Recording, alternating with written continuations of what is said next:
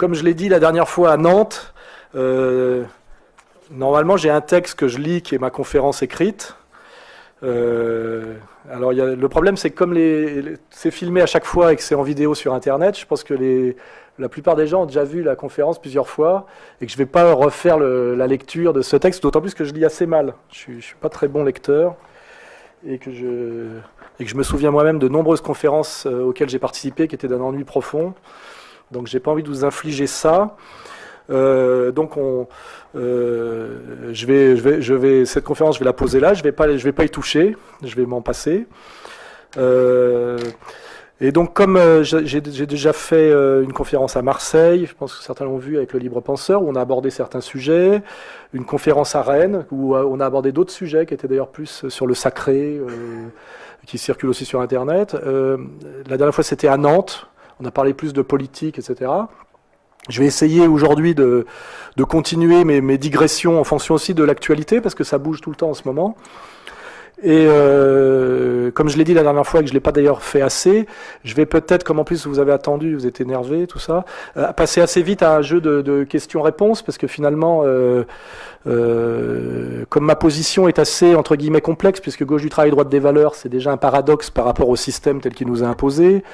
Ma position sur le Front National est assez paradoxale aussi pour certains.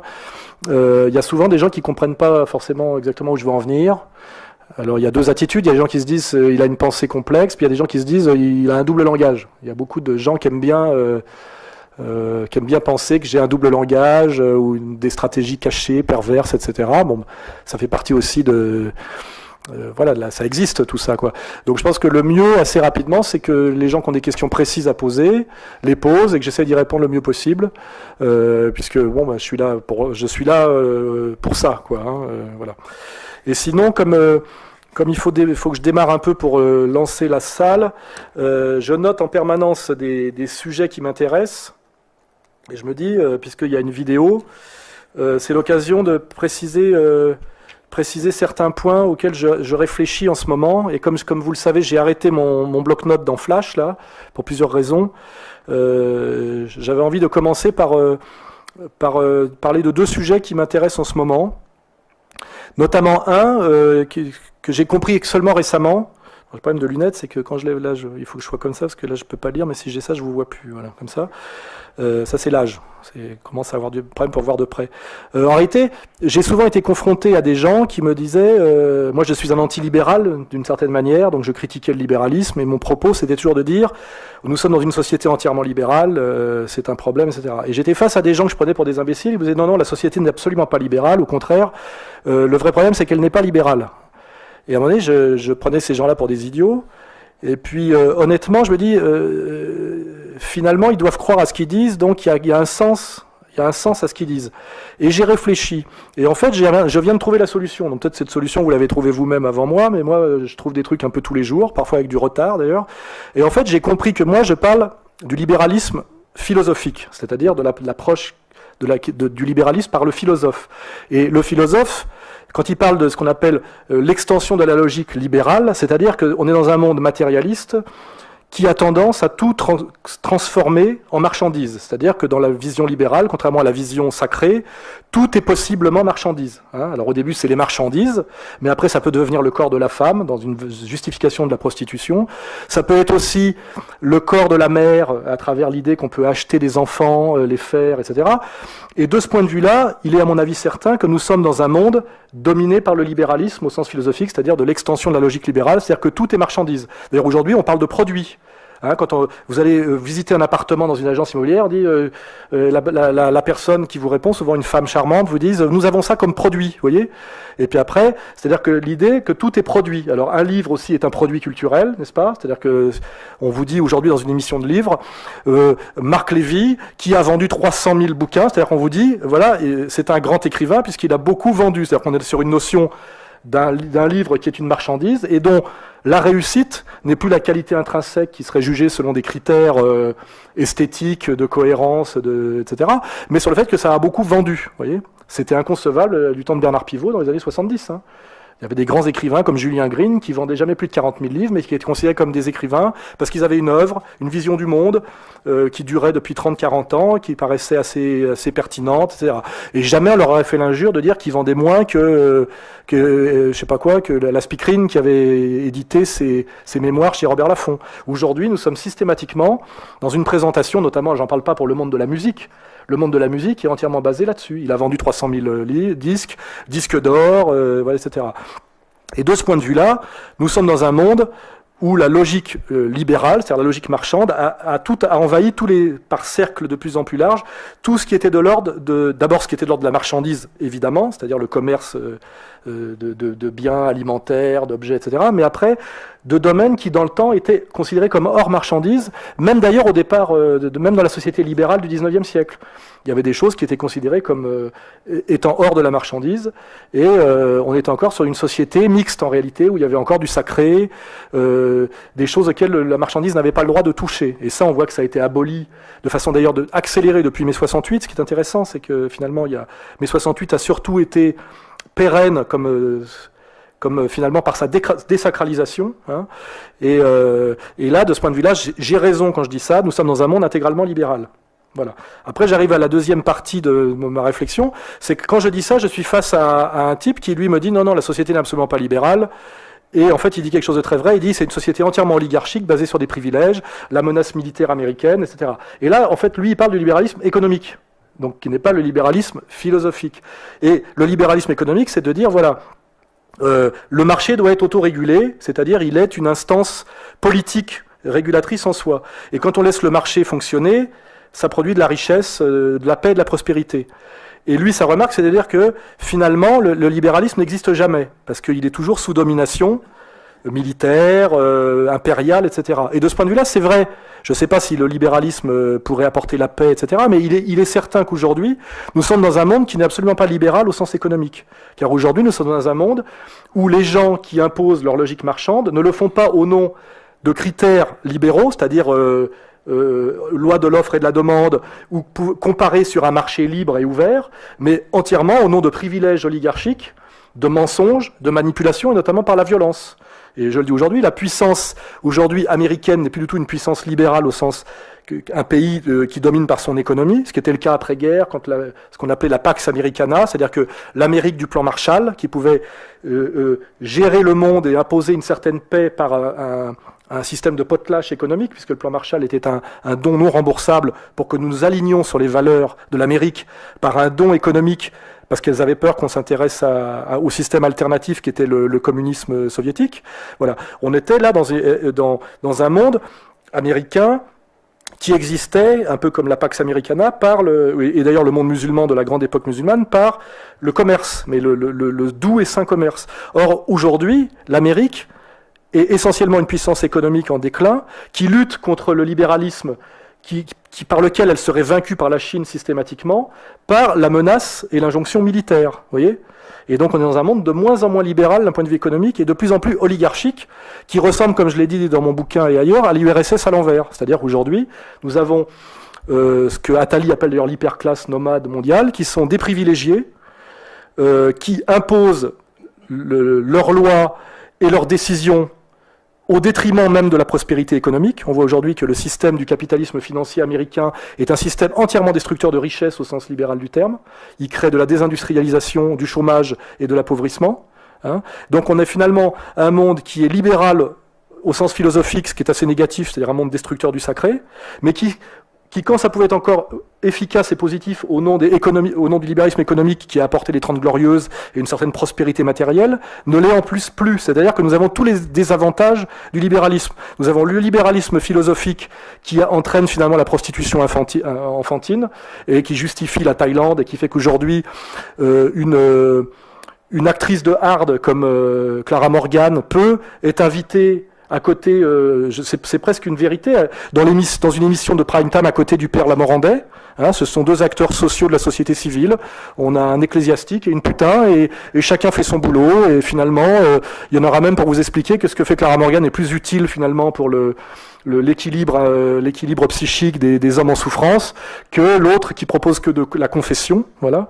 Il y en a un qui fesse, l'autre qui confesse, vous voyez. Et on est dans cette société où ce débat est totalement ouvert. D'ailleurs, c'est vrai, quand je dis ça, il y a des gens qui disent finalement, et c'est le discours de certaines filles qui écrivent des bouquins, là, comme ma copine Virginie Despentes, la prostitution devient finalement une travailleuse du sexe, être contre la prostitution, c'est empêcher les femmes de vendre leur corps dont elles sont propriétaires, donc c'est s'opposer finalement à la logique marchande qui fait qu'on interdirait à quelqu'un de faire du commerce, ça serait comme refuser une patente, et ça pourrait amener le même problème que le Tunisien qui s'est immolé parce qu'on l'empêchait, on lui avait piqué sa charrette de 4 saisons. C'est-à-dire que, effectivement, pour quelqu'un qui est sur la philosophie libérale, ça peut aller très loin avec Mona Ayoub, une fille qui s'appelle Mona Ayoub, qui est une féministe argentine, qui dit en fait qu'il est absolument pas normal que les femmes fassent des enfants par leur propre corps, que c'est quand même incroyablement violent et injuste politiquement d'être obligé de subir ça, et qu'il faut absolument que la société produise une technologie suffisamment avancée pour qu'on puisse faire les corps à l'extérieur des corps des femmes,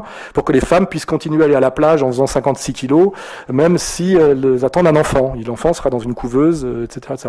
Et en fait, tout ça, c'est la logique libérale. Voilà. Donc on a tout ce côté très inquiétant de la logique libérale philosophique, qui est un monde quand même assez froid, assez glacial et assez monstrueux.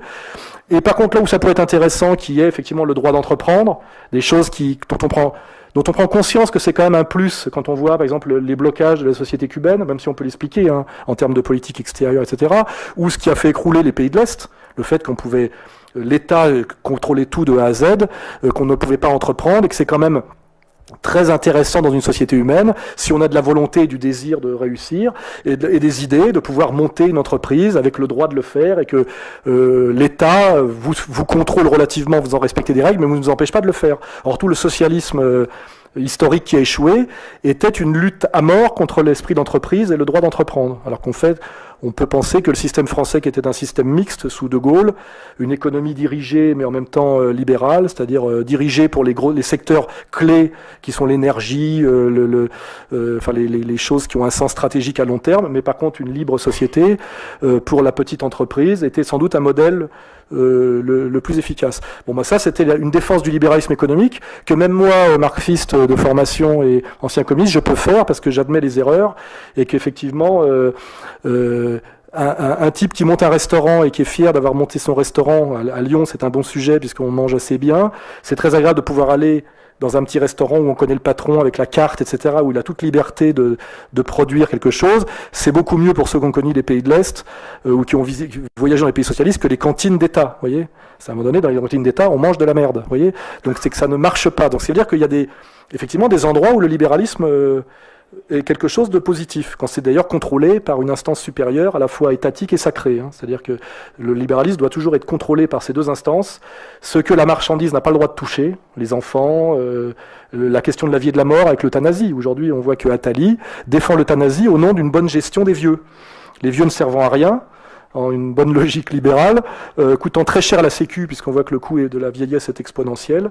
Il faut donc les euthanasier. C'est pour ça qu'en ce moment, on a dans les médias des valorisations d'histoires d'euthanasie, mais toujours exceptionnelles et héroïques, où un jeune accidenté de la route veut à tout prix mourir et qu'on le maintient en vie, pour que nous adhérions finalement à l'euthanasie. Il faut savoir que dans les 3/4 des cas, les vieux ont terriblement peur que leurs gosses les débranchent pour toucher un peu plus vite l'héritage et ce qui reste de l'héritage. Donc en réalité, en situation moyenne, les vieux étant une population fragile, l'idée catholique traditionnelle qu'on doit protéger la vie à tout prix est une idée qui protège les faibles, en réalité. On nous vend aujourd'hui l'idée de l'euthanasie parce qu'on veut nous l'imposer pour des raisons, je dirais, doublement libérales de gestion. Voilà. Et donc... pour prolonger finir sur ce petit truc. En fait, effectivement, nous sommes aujourd'hui dans une société qui n'est plus du tout libérale sur le plan économique, parce que c'est une société d'injonction oligarchique faite par des privilégiés qui, comme sous l'Ancien Régime, on peut dire comme les nobles sous l'Ancien Régime, ont une action économique uniquement en leur intérêt, qui est l'intérêt du profit financier, et ce qui a provoqué d'ailleurs des écarts de richesse incroyables depuis 20 ans en France. On voit des salaires qui explosent pour les technogestionnaires des multinationales, avec notamment les parachutes dorés, je sais pas comment ça s'appelle, là, les stock options, etc. Et puis par ailleurs, des salaires qui sont systématiquement à la baisse pour les travailleurs les travailleurs normaux. Bon, bah, tout ça participe de cette violence en réalité qui n'est absolument pas libérale, hein, qui est une violence justement oligarchique. Et voilà, donc nous avons effectivement tous les désavantages du libéralisme philosophique et aucun avantage du libéralisme économique. Et ça, c'était pour finir mon petit sujet sur effectivement, quand on vous pose la question société libérale ou pas libérale, elle est absolument libérale sur le plan philosophique, ce qui est d'ailleurs un vrai problème dont ont d'ailleurs terriblement conscience les musulmans, qui sont encore des gens qui vivent encore dans un monde du sacré. C'est les moins pour nous, puisqu'on nous a désacralisés depuis un siècle déjà. Mais on peut comprendre que pour des sociétés, notamment la société iranienne, il se pose vraiment ce genre de questions de façon très, très profonde. Donc société effectivement libérale sur le plan philosophique, où, comme je l'expliquais dans un de mes livres, le grand penseur du libéralisme, c'est le marquis de Sade. Il faut savoir que dans une société libérale intégrale, le marquis de Sade est le meilleur exemple de ce que c'est que le libéralisme poussé jusqu'au bout, si vous lisez bien Sade, c'est-à-dire l'apologie intégrale de l'égoïsme individuel, de l'efficacité pratique, de la ruse, etc., et le refus de toute transcendance, de tout sens de la communauté. Voilà, il n'y a aucune raison de donner. Vous voyez, toutes les sociétés traditionnelles basées sur le don et l'échange et le prestige n'ont aucun sens dans la vision libérale philosophique. Hein, voilà. Alors on a une société effectivement totalement libérale de ce point de vue-là, ce qui est très inquiétant. Et par contre, là où ça pourrait être utile, c'est d'avoir un peu de libéralisme économique bien compris, avec de la liberté d'entreprendre, de l'esprit d'entreprise, etc. Là, il n'y en a plus du tout. Et je viens de le vérifier récemment. On vient de créer, nous, à Égalité et Réconciliation, en annexe du site politique, une boîte d'auto-édition qui s'appelle Contre-Culture. Ça fait 3 mois qu'on essaye d'ouvrir un compte en banque, alors qu'on a créé une PME, on amène l'argent, il n'y a aucun risque, etc. On n'arrive pas, pour l'instant, toutes les banques nous refusent. Nous refusent le droit de faire du commerce. Pour ceux qui connaissent ce monde-là, c'est incroyablement difficile en France de monter une PME. Les tracasseries administratives sont incroyables, la fiscalité est incroyablement violente. En réalité, nous sommes dans une société qui empêche de A à Z l'entreprise individuelle et la petite entreprise, hein, alors que c'est ce qui est le plus gros créateur de richesse et d'emploi, on le sait. Donc ça, voilà, nous sommes dans une société libérale là où il ne faudrait pas qu'elle le soit, et antilibérale là où il faudrait qu'elle le soit. Voilà. Donc c'était pour répondre à cette question que je me posais à moi-même. Sur cette question de quand on parle de libéralisme, il y a deux compréhensions du terme, la conception philosophique et la conception économique, et c'est pour ça que c'est finalement dans le débat, les deux avaient raison, effectivement. Notre société n'est absolument plus libérale sur le plan économique. L'Amérique impose une dictature militaire au reste du monde.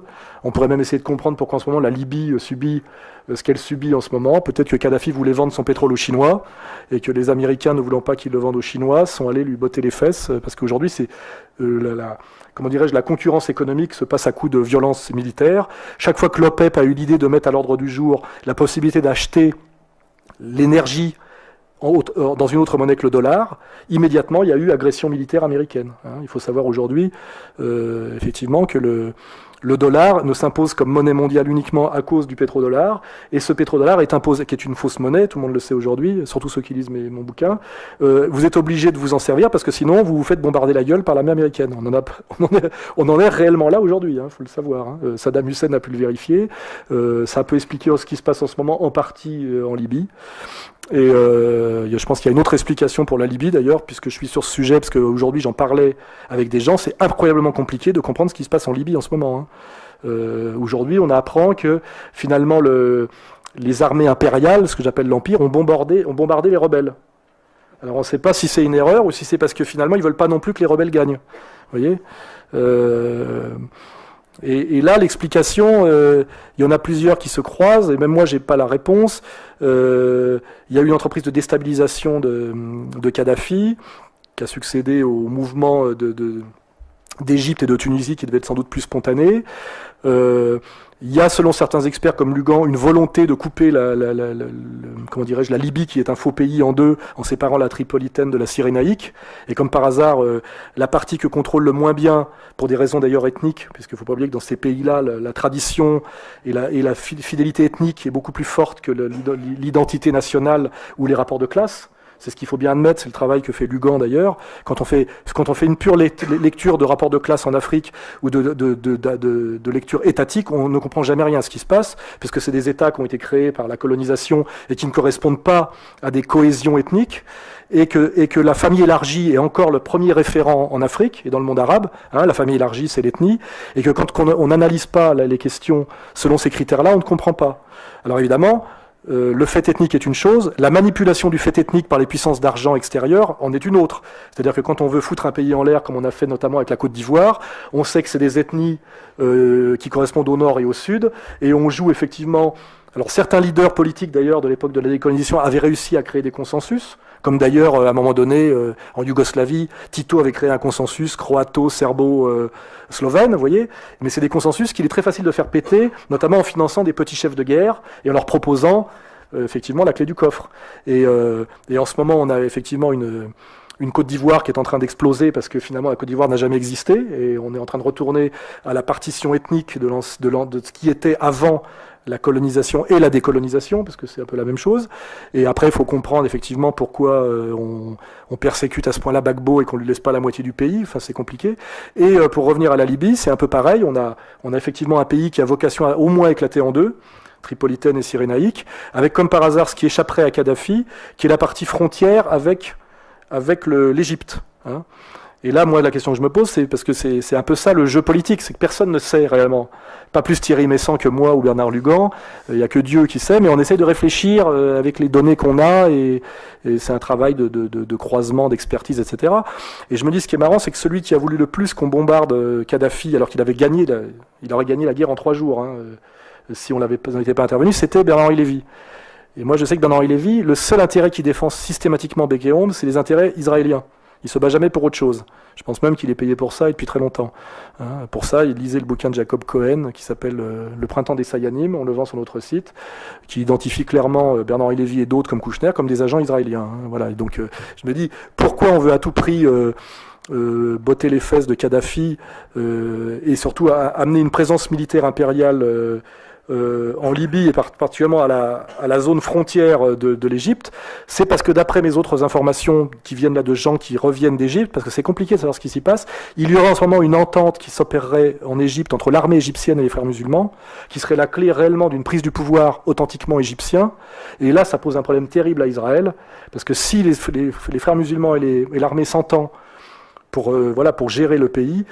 À mon avis, Gaza, le blocus de Gaza, c'est fini. Et ça c'est un problème terriblement inquiétant pour Israël. Hein, voilà. Et c'est peut-être pour ça, d'un seul coup, que nous avons un Bernard-Henri Lévy qui a donné l'ordre à l'armée française et à la France, au-dessus de Juppé, qui est le ministre, normalement, qui a en charge cette question-là. On voit bien que Juppé n'était pas très chaud pour y aller, en tout cas comme ça, qui a donné l'ordre à la France de bombarder un pays souverain. Nous avons déclaré la guerre à la Libye, il ne faut pas se mentir, sans recourir par un vote du Parlement, ce qui est tout ça est anticonstitutionnel et illégal, parce que Bernard-Henri Lévy nous a donné l'ordre à la France de le faire, et sans doute parce qu'Israël a un gros souci avec l'Égypte, par exemple. Vous voyez, ça, c'est une lecture possible. Ce qui vous donne aussi sans doute une clé de quels sont les vrais rapports de force en France, qui a le pouvoir, qui ne l'a pas, et d'où vient le pouvoir de certains, parce qu'il faut être très inculte ou très bête pour penser que le pouvoir de Bernard-Henri Lévy vient de son autorité intellectuelle. Moi, je pense que mon pouvoir vient intégralement de mon autorité intellectuelle, parce que je ne vois pas où j'irai le chercher ailleurs.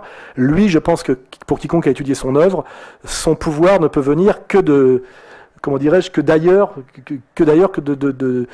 dirais de ce qu'on appelait l'autorité dans le temps, c'est-à-dire le fait qu'il impressionne par ses analyses et sa pensée. Voilà.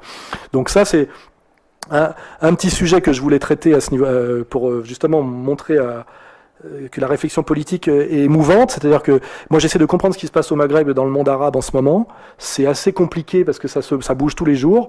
Il y a forcément des choses très spontanées liées à des colères légitimes, à des chefs d'État qui étaient complètement, comment dirais-je, traîtres à leur peuple, on va dire même en termes économiques, et souvent très soumis d'ailleurs aussi à l'Empire, c'est-à-dire Empire, Amérique et Israël. En général, on trouve toujours ces deux marqueurs forts.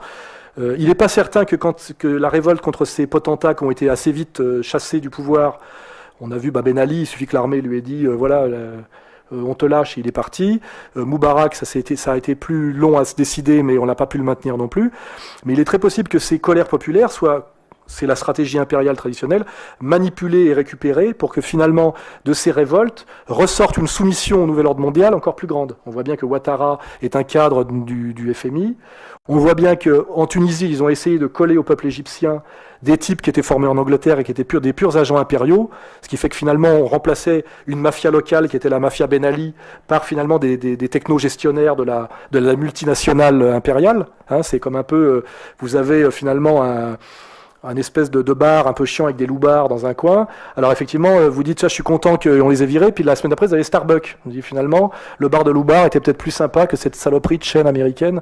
Voilà, donc vous vous dites finalement, est-ce que j'y ai pas gagné tant que ça? Voilà. Et c'est un peu peut-être ce qui se passe en ce moment au Maghreb et dans le monde arabe, c'est qu'on est en train de déboulonner des chefs, on va dire des potentats à l'ancienne qui correspondent à l'ancien monde, pour ne mettre en fait que des gérants de chaînes, vous savez, comme pour les hôtels, etc. C'est-à-dire qu'à la fin, tous ces mecs-là seront des gérants de l'Empire mondial, qui ont fait leur classe aux États-Unis, Angleterre, FMI, etc.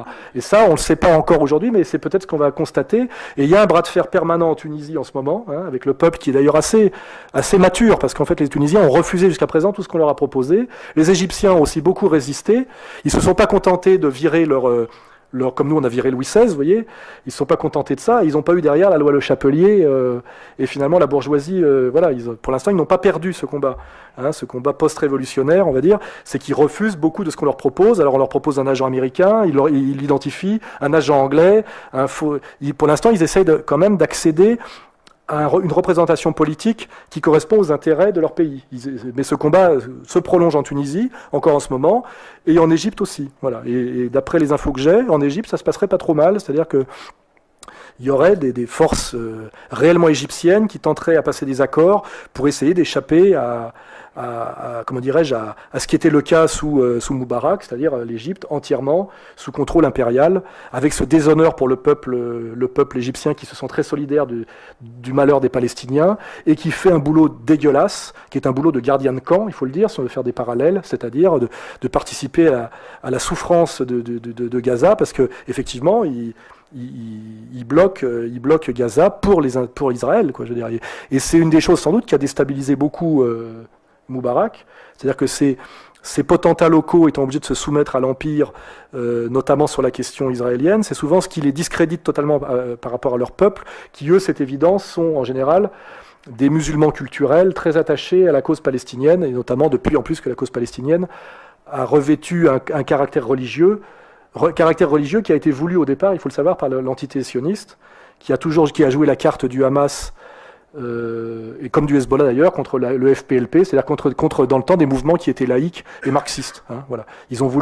C'est Israël qui a voulu religiosifier le problème, et ce problème aujourd'hui ils l'ont en pleine gueule, mais c'est eux qui ont transformé un conflit politico-colonial en conflit religieux. Hein. Au départ, c'est Israël qui l'a voulu, et maintenant ils l'ont voulu, ils l'ont. Hein, voilà. Exactement comme en France en ce moment, l'UMP, avec la volonté d'ailleurs, on voit de qui, de Copé et le relais de Guéant, n'arrête pas de parler du problème de l'islam en permanence, sans jamais ne rien faire contre l'immigration, parce que c'est ça toute la différence, c'est que moi je suis un nationaliste français, je serai à leur place, je travaillerai très sérieusement à la lutte contre l'immigration, la délinquance, etc., et je ne parlerai jamais de religion.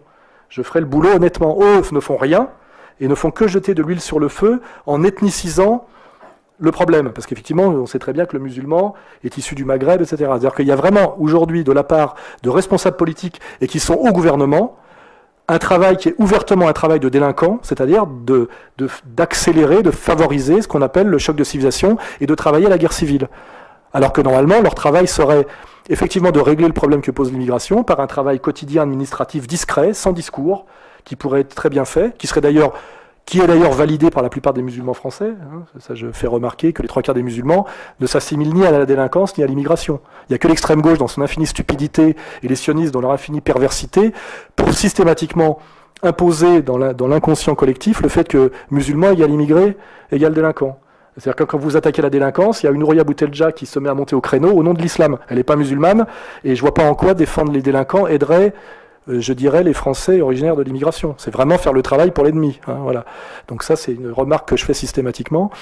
Voilà. Donc on est dans toutes ces choses, dans toutes ces manipulations perverses, et toutes ces digressions pour vous amener à ce qui est mon sujet moi, et qui fait d'ailleurs que souvent on ne comprend pas tout à fait ce que je fais, c'est que la réalité politique est infiniment complexe et perverse, et que si on est amené, notamment par la massification du spectacle sportif, et je pense que c'est une des fonctions symboliques et politiques du sport, de penser toujours en termes de deux camps, vous voyez, deux équipes qui jouent, C'est-à-dire, est-ce que vous êtes pour l'OM ou le PSG? Si vous pensez toujours, est-ce que vous êtes de gauche ou est-ce que vous êtes de droite? C'est la même question. Vous ne pouvez rien comprendre à la complexité de la politique et vous êtes toujours l'idiot du système. Voilà. Et vous êtes toujours perdant. Voilà.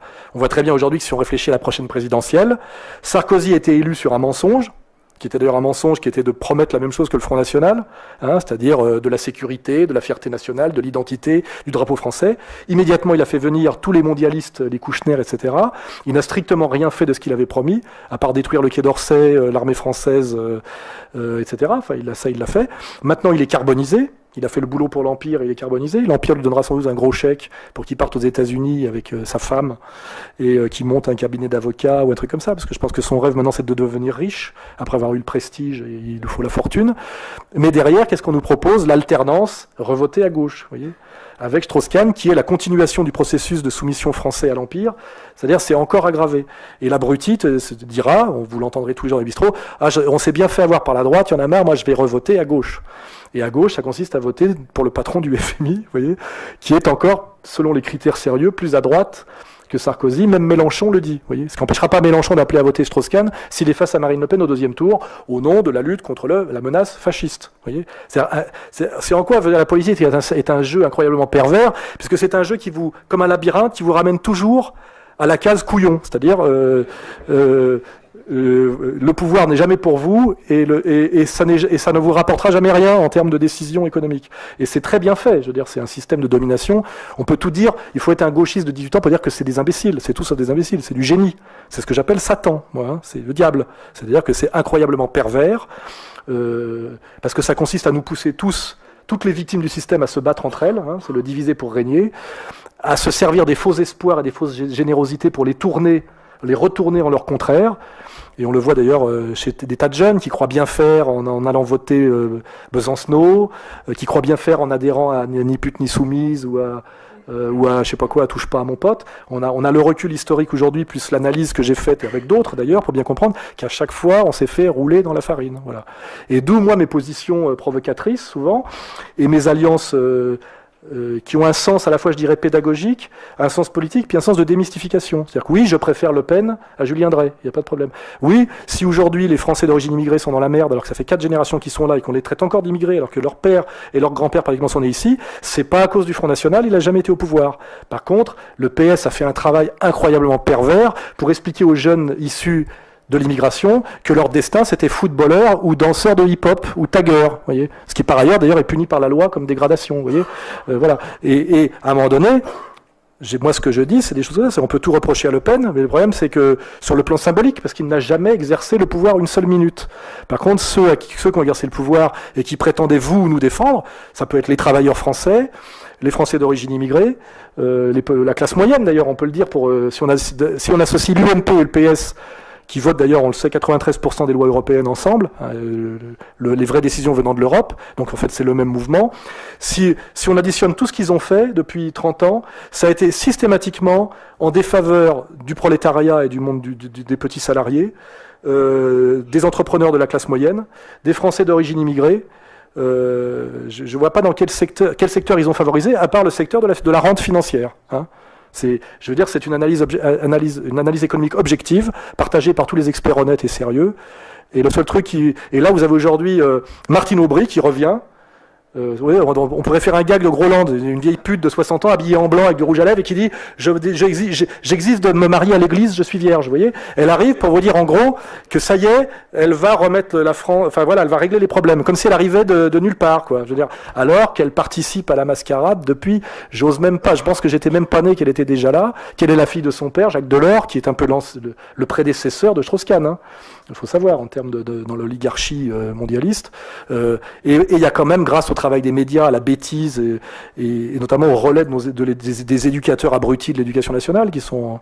Pour ça, quand on supprime des postes dans l'éducation, je me demande si c'est un mal ou un bien. Parce que quand je vois le niveau de conscience politique des éducateurs officiels, déjà ils savent déjà plus écrire le français, ils sont totalement incultes, mais en plus ils distillent de l'idéologie de soumission à cette idéologie dominante qu'on peut appeler métisseuse, mondialiste, etc. Je me dis finalement l'écroulement de l'éducation nationale est peut-être une chance. peut-être finalement. Voilà. Ces jeunes qui ne vont pas à l'école, je pense d'ailleurs qu'ils ont un très bon instinct, ils y vont pas parce qu'ils n'ont aucun respect pour leurs profs et qu'ils savent d'instinct que leurs profs n'ont rien à leur apprendre. Et je pense que souvent, ils ont assez raison. Moi, je n'ai jamais eu aucun problème avec mes jeunes, j'ai été éducateur, notamment sportif, avec les jeunes issus des quartiers, jamais aucun problème. Parce qu'ils se disaient, lui, il a quelque chose à nous apprendre. Quand je vois ce que c'est que le niveau des instituts aujourd'hui, et j'en ai accompagné certains même dans leurs études, je me dis finalement, il y a un très bon instinct des jeunes des quartiers de leur mettre, peut-être pas des baffes, mais à la limite, de toute façon, ils récoltent ce qu'ils ont semé, comme j'ai déjà dit. Hein. Ils leur ont dit, vous avez le sauvage, c'est positif, le français est de la merde, il faut pas apprendre, vous savez déjà tout. C'est à vous de me dire ce que vous voulez apprendre, c'est balèze dans le pédagogisme poussé jusqu'au bout, c'est le jeune qui décide de ce qu'il veut apprendre, vous voyez. C'est en gros, c'est bien, quoi.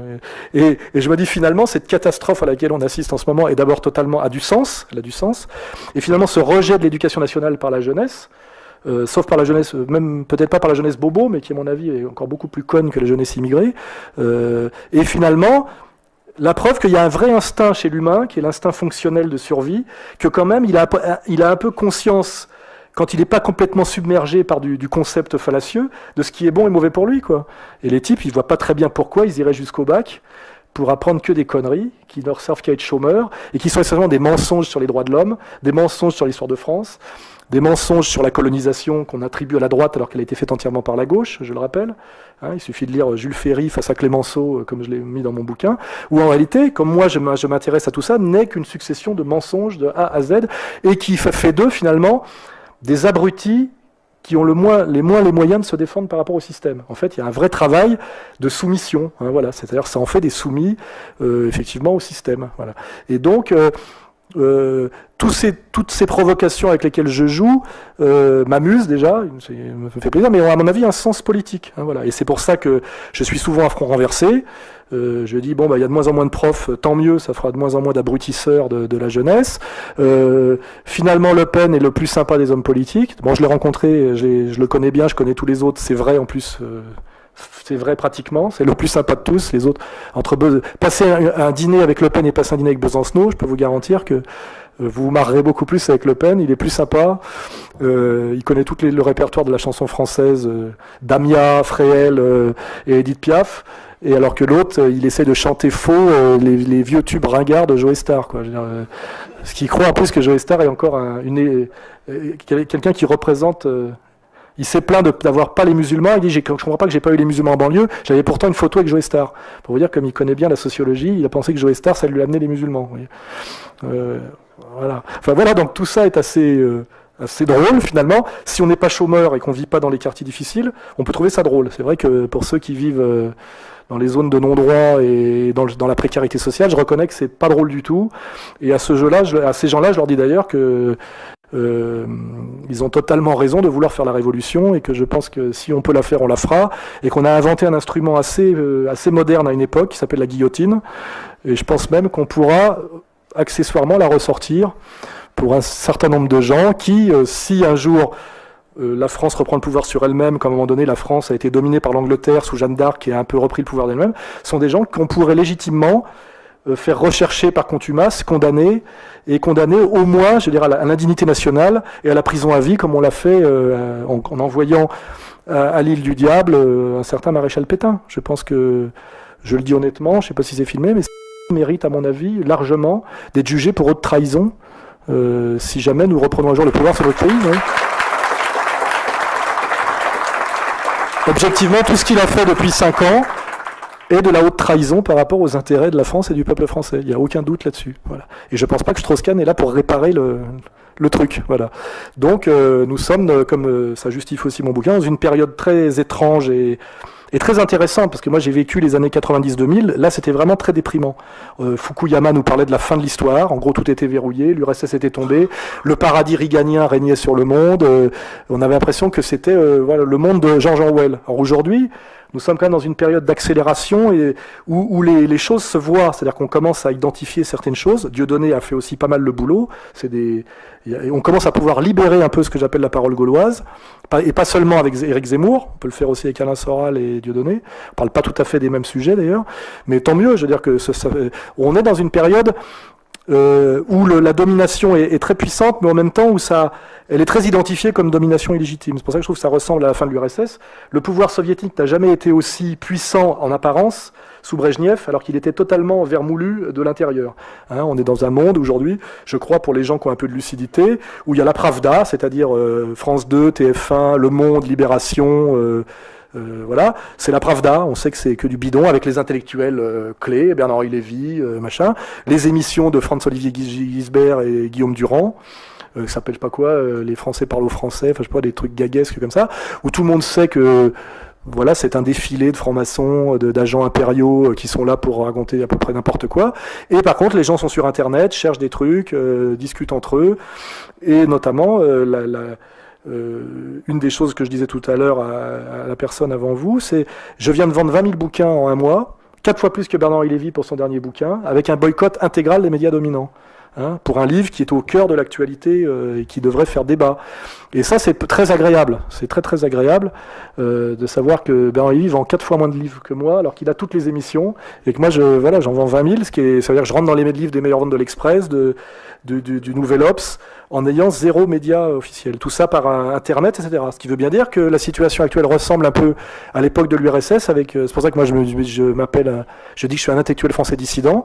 Il y a un vrai, aujourd'hui, une vraie dissidence intelligente, grâce, c'est vrai, à Internet. J'espère qu'on gardera cet outil le plus longtemps possible, qui passera pas totalement sous contrôle. C'est pas évident parce que c'est un système mondial.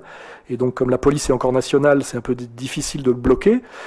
Mais aujourd'hui, on a une vraie dissidence intelligente, transcourant comme vous l'êtes aujourd'hui, des gens issus de l'extrême droite intelligente, de l'extrême gauche intelligente, français de souche, français d'origine immigrée, c'est-à-dire que les catégories qui nous étaient imposées ne fonctionnent plus, qui sont des catégories de la domination. T'es de gauche, t'es de droite, t'es un beurre. Moi, je me rappelle quand Alain Krivine tapait sur l'épaule d'un petit touche pas à mon pote, disant il n'y a pas assez de beurre et de black dans la politique. Alors moi, je disais, dis-lui qu'il y a trop de fudge. Tu vas voir comme il va aimer. Tu vois, parce que c'est à peu près la phrase symétrique, quoi, je veux dire déjà. Ou les affiches des indigènes de la République où il y a marqué Rebeu, Renoir. Rebeu, Renoir. Je ne sais pas si vous voulez le niveau de respect que ça implique pour des gens qui sont issus de pays ou d'un monde qui ne se réduit pas à Rebeu et Renoir. Je veux dire, un Algérien, un Tunisien, un Marocain, un Kabyle algérien ou un Arabo-berbère, etc., n'ont pas envie qu'on les appelle rebeux. C'est un vrai discours. C'est de l'indigénat. Hein. Après, c'est l'autre, il peut dire Toubab aussi. Enfin voilà, c'est avec la petite tape comme ça. Julien Drey, viens ici, vas-y, prends ton ballon de foot, va faire. Le mec, je veux faire des études supérieures. Non, fais plutôt du hip-hop, tu bouges bien. Voilà, ce truc-là. Aujourd'hui, ne fonctionne pratiquement plus. Enfin, je veux dire, moi, je sais que j'ai su aller parler dans des banlieues réputées difficiles comme à Vaux-en-Velin, à Mantes-la-Jolie et des endroits comme ça. Les types de SOS Racisme et de Ni Pune Ni Soumise ne pouvaient pas y mettre les pieds. On les attendait, ils s'étaient attendus pour se faire caillasser. Hein. Je pense pas que Dominique Sopo, quand il fait une réunion publique, rassemble autant de gens que moi. Et je pense pas qu'il puisse. Enfin, je veux dire que les gens issus des quartiers ont envie de l'écouter. Hein. Il y a que les gens qui regardent la télé qui croient que ces gens-là sont des mandataires réel. En réalité, tout ça, c'est l'URSS, quoi. Hein. C'est le président de la Société des gens de lettres soviétique, et puis tous les autres sont dans la dissidence. Il n'y a pas de goulag en France, heureusement. Enfin, de ce point de vue-là, c'est pas un pays monstrueux. Moi, je suis persécuté un petit peu, hein, quand même. Hein. Mais c'est des persécutions démocratiques. Contrôle fiscal, redressement fiscal, petit passage à tabac de temps en temps par des milices communautaires autorisées, bizarrement.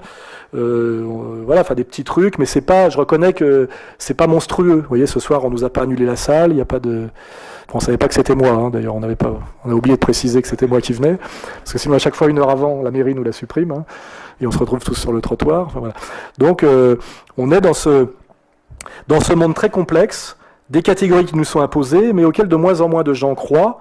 Et avec cette possibilité qui m'intéresse moi, parce que ça correspond à ce qui a marqué sur ma boutique, égalité, réconciliation, pour une réconciliation nationale, gauche du travail, droite des valeurs, à des gens issus de communautés, de milieux divers, socialement, religieusement, etc., qui comprennent très bien ce que je veux dire, et qui ont tous le sentiment d'être des Français, et qui d'ailleurs, quand on leur pose des questions, aiment bien la France et sont contents d'être là. Hein. Ils ne vous racontent pas que c'est génial le bled, ils ont juste oublié d'avoir envie d'y retourner. Parce que moi, ce qui m'étonne, c'est que les gens qui adorent l'Algérie, qui adorent le Maroc, qui adorent la Tunisie, pourquoi ils veulent à tout prix rester ici alors que c'est tellement terrible? Et puis d'autres qui adorent le salafisme wahhabite le plus extrême, pourquoi ils vont pas en Tchétchénie, en Arabie Saoudite, qui sont des paradis comme chacun sait, où à mon avis il leur faudrait 15 jours à tous, on le sait d'ailleurs, qu'il leur faut 15 jours pour découvrir à quel point ils sont français, à quel point la France c'est pas si mal, vous voyez. Moi je serais, si je prends le pouvoir demain, au lieu de rétablir la double peine, j'imposerais pour tous les branleurs là, 15 jours dans une cité mais de la banlieue d'Alger, avec passage effectivement, vol à la tire, passage au commissariat, et ils verront la différence de traitement, voilà. Et puis pour les salafistes, effectivement, un petit stage en Arabie Saoudite, parce qu'en tant que franco-maghrébins en Arabie Saoudite, ils vont voir comment ils vont être appréciés et traités pour autre chose que de la merde. Et à mon avis, au bout de 15 jours, les mecs reviennent et disent putain, finalement, c'est pas si mal la France, et là, on peut peut-être tous se mettre au boulot, quoi. Voilà. Mais voilà, c'est mon propos, il est celui-là. Nous sommes dans un pays très riche, très développé, avec une tradition qui est quand même assez humaniste, c'est vrai, par rapport à une Allemagne qui est plus un pays basé sur la race, par rapport à l'Angleterre qui est un pays communautaire où les gens ne se fréquentent pas. La France a un certain charme, un certain logiciel, un certain génie, ça s'appelle le génie français, et ce génie n'est pas mort, parce que la preuve c'est que ce genre de réunion pourrait être assez inconcevable dans d'autres pays ou même avant. Et tout ça me démontre que ce que j'essaye de faire et auquel vous participez n'est pas totalement débile. Et effectivement, invalide par la pratique la thèse du choc de civilisation que nous vendent comme par hasard toutes ces élites mondialistes hyper classes, etc., à travers la diabolisation du musulman, à travers des fictions comme la notion d'Occident, qu'on assimile à l'Europe alors que c'est pas la même chose, à travers des fictions comme le judéo-christianisme, qui est un concept qui remonte au XIXe siècle, dont on n'avait jamais entendu parler avant, et que voilà, que nous sommes là pour démontrer par la pratique et la réalité que ces fausses catégories, qui sont des catégories de la haine, ça on peut le dire pour une fois, finalement sont relativement invalides, et qu'en fait, le problème en France n'est pas si grave que ça, que si les Français, que nous sommes tous ici, reprenaient le pouvoir de leur pays, nous pourrions régler les problèmes assez facilement. Voilà. Mais par contre, si nous ne reprenons pas le pouvoir d'une manière ou d'une autre, le projet qui va nous être imposé est plutôt un projet de chaos social, économique et ethnique. Ça, j'en suis certain, parce que c'est la seule manière dont l'hyperclasse pourra s'en sortir, en déviant les colères. Et c'est déjà ce que fait l'UMP, qui ne peut pas toucher à l'économique, puisqu'ils sont entièrement des agents impériaux, et qui, pour cacher qu'ils ne peuvent pas régler les problèmes économiques, sont en train d'ethniciser la crise en systématiquement parlant d'islam, alors que dans les sondages, les Français ont bien identifié que la première question qui se posait à eux, c'était l'économie, le pouvoir d'achat et l'emploi, après la délinquance, et la question religieuse encore bien après. Voilà.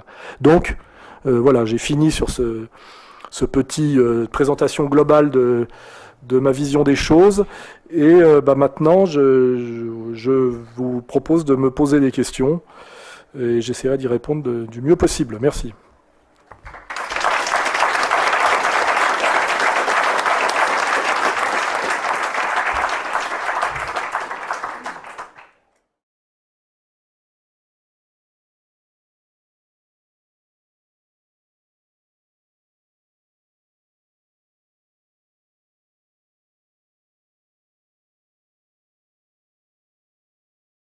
Pour des imbéciles, vous dites non, la société n'est absolument pas libérale, au contraire, le vrai problème c'est qu'elle n'est pas libérale.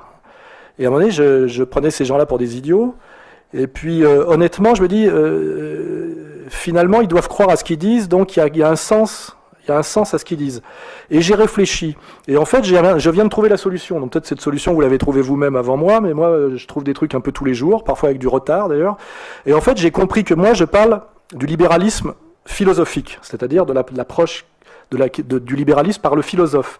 Et le philosophe, quand il parle de ce qu'on appelle l'extension de la logique libérale, c'est-à-dire qu'on est dans un monde matérialiste qui a tendance à tout transformer en marchandise. C'est-à-dire que dans la vision libérale, contrairement à la vision sacrée, tout est possiblement marchandise. Hein. Alors au début, c'est les marchandises, mais après, ça peut devenir le corps de la femme, dans une justification de la prostitution. Ça peut être aussi le corps de la mère, à travers l'idée qu'on peut acheter des enfants, les faire, etc. Et de ce point de vue-là, il est à mon avis certain que nous sommes dans un monde dominé par le libéralisme au sens philosophique, c'est-à-dire de l'extension de la logique libérale, c'est-à-dire que tout est marchandise. D'ailleurs, aujourd'hui, on parle de produits. Hein, quand vous allez visiter un appartement dans une agence immobilière, on dit, la personne qui vous répond, souvent une femme charmante, vous dit nous avons ça comme produit, vous voyez. Et puis après, c'est-à-dire que l'idée que tout est produit. Alors un livre aussi est un produit culturel, n'est-ce pas? C'est-à-dire que on vous dit aujourd'hui dans une émission de livres, Marc Lévy, qui a vendu 300 000 bouquins, c'est que finalement, mai 68 a surtout été pérenne comme finalement par sa désacralisation. Hein. Et là, de ce point de vue-là, j'ai raison quand je dis ça, nous sommes dans un monde intégralement libéral. Voilà. Après, j'arrive à la deuxième partie de ma réflexion, c'est que quand je dis ça, je suis face à un type qui, lui, me dit non, la société n'est absolument pas libérale. Et en fait, il dit quelque chose de très vrai, il dit c'est une société entièrement oligarchique, basée sur des privilèges, la menace militaire américaine, etc. Et là, en fait, lui, il parle du libéralisme économique, donc qui n'est pas le libéralisme philosophique. Et le libéralisme économique, c'est de dire, voilà, le marché doit être autorégulé, c'est-à-dire il est une instance politique régulatrice en soi. Et quand on laisse le marché fonctionner, ça produit de la richesse, de la paix, de la prospérité. Et lui, sa remarque, c'est de dire que finalement, le libéralisme n'existe jamais, parce qu'il est toujours sous domination militaire, impériale, etc. Et de ce point de vue-là, c'est vrai. Je ne sais pas si le libéralisme pourrait apporter la paix, etc. Mais il est certain qu'aujourd'hui, nous sommes dans un monde qui n'est absolument pas libéral au sens économique. Car aujourd'hui, nous sommes dans un monde où les gens qui imposent leur logique marchande ne le font pas au nom de critères libéraux, c'est-à-dire loi de l'offre et de la demande, ou comparé sur un marché libre et ouvert, mais entièrement au nom de privilèges oligarchiques, de mensonges, de manipulations, et notamment par la violence. Et je le dis aujourd'hui, la puissance aujourd'hui américaine n'est plus du tout une puissance libérale au sens qu'un pays qui domine par son économie, ce qui était le cas après-guerre, quand on vous dit, voilà, c'est un grand écrivain puisqu'il a beaucoup vendu, c'est-à-dire qu'on est sur une notion d'un livre qui est une marchandise et dont la réussite n'est plus la qualité intrinsèque qui serait jugée selon des critères esthétiques, de cohérence, etc., mais sur le fait que ça a beaucoup vendu. Vous voyez, c'était inconcevable du temps de Bernard Pivot dans les années 70. Hein. Il y avait des grands écrivains comme Julien Green qui vendaient jamais plus de 40 000 livres, mais qui étaient considérés comme des écrivains parce qu'ils avaient une œuvre, une vision du monde qui durait depuis 30-40 ans, qui paraissait assez pertinente, etc. Et jamais on leur aurait fait l'injure de dire qu'ils vendaient moins que je sais pas quoi, que la Speakerine qui avait édité ses mémoires chez Robert Laffont. Aujourd'hui, nous sommes systématiquement dans une présentation, notamment, j'en parle pas pour le monde de la musique. Le monde de la musique est entièrement basé là-dessus. Il a vendu 300 000 disques d'or, voilà, etc. Et de ce point de vue-là, nous sommes dans un monde où la logique libérale, c'est-à-dire la logique marchande, a envahi par cercles de plus en plus larges, tout ce qui était de l'ordre d'abord ce qui était de l'ordre de la marchandise, évidemment, c'est-à-dire le commerce de biens alimentaires, d'objets, etc. Mais après, de domaines qui, dans le temps, étaient considérés comme hors marchandise, même d'ailleurs au départ, même dans la société libérale du 19e siècle. Il y avait des choses qui étaient considérées comme étant hors de la marchandise, et on était encore sur une société mixte en réalité, où il y avait encore du sacré, des choses auxquelles la marchandise n'avait pas le droit de toucher. Et ça, on voit que ça a été aboli de façon d'ailleurs accélérée depuis mai 68, ce qui est intéressant. Paradoxal aussi pour certains. Il y a souvent des gens qui comprennent pas forcément exactement où je veux en venir. Alors il y a deux attitudes, il y a des gens qui se disent il a une pensée complexe, puis il y a des gens qui se disent il a un double langage. Il y a beaucoup de gens qui aiment bien penser que j'ai un double langage ou des stratégies cachées, perverses, etc. Bon, ça fait partie aussi de voilà, là, ça existe tout ça, quoi. Donc je pense que le mieux, assez rapidement, c'est que les gens qui ont des questions précises à poser, les posent et que j'essaie d'y répondre le mieux possible, puisque bon, bah, je suis là pour ça, quoi. Hein, voilà. Et sinon, comme il faut que je démarre un peu pour lancer la salle, je note en permanence des sujets qui m'intéressent.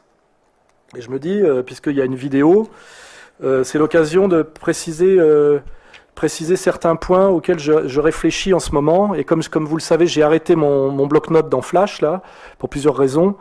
J'avais envie de commencer par parler de deux sujets qui m'intéressent en ce moment. Notamment un que j'ai compris seulement récemment. Le problème de lunettes, c'est que quand je lève là, il faut que je sois comme ça, parce que là, je peux pas lire, mais si j'ai ça, je vous vois plus. Voilà, comme ça. Ça, c'est l'âge. Commence à avoir du problème pour voir de près. En réalité, j'ai souvent été confronté à des gens qui me disaient moi, je suis un antilibéral, d'une certaine manière, donc je critiquais le libéralisme, et mon propos, c'était toujours de dire nous sommes dans une société entièrement libérale, c'est un problème, etc. Et j'étais face à des gens comme je l'ai dit la dernière fois à Nantes, normalement, j'ai un texte que je lis qui est ma conférence écrite. Alors le problème, c'est que comme c'est filmé à chaque fois et que c'est en vidéo sur Internet, je pense que la plupart des gens ont déjà vu la conférence plusieurs fois et que je ne vais pas refaire la lecture de ce texte, d'autant plus que je lis assez mal. Je ne suis pas très bon lecteur et que je me souviens moi-même de nombreuses conférences auxquelles j'ai participé qui étaient d'un ennui profond. Donc j'ai pas envie de vous infliger ça. Donc cette conférence, je vais la poser là. Je vais pas y toucher. Je vais m'en passer. Et donc, comme j'ai déjà fait une conférence à Marseille, je pense que certains l'ont vu avec le Libre Penseur, où on a abordé certains sujets, une conférence à Rennes, où on a abordé d'autres sujets qui étaient d'ailleurs plus sur le sacré, qui circulent aussi sur Internet. La dernière fois, c'était à Nantes. On a parlé plus de politique, etc. Je vais essayer aujourd'hui de continuer mes digressions en fonction aussi de l'actualité, parce que ça bouge tout le temps en ce moment. Et comme je l'ai dit la dernière fois et que je ne l'ai pas d'ailleurs fait assez, je vais peut-être, comme en plus vous avez attendu, vous êtes énervé, tout ça, passer assez vite à un jeu de questions-réponses, parce que finalement, comme ma position est assez, entre guillemets, complexe, puisque gauche du travail, droite des valeurs, c'est déjà un paradoxe par rapport au système tel qu'il nous a imposé, ma position sur le Front National est assez paradoxale.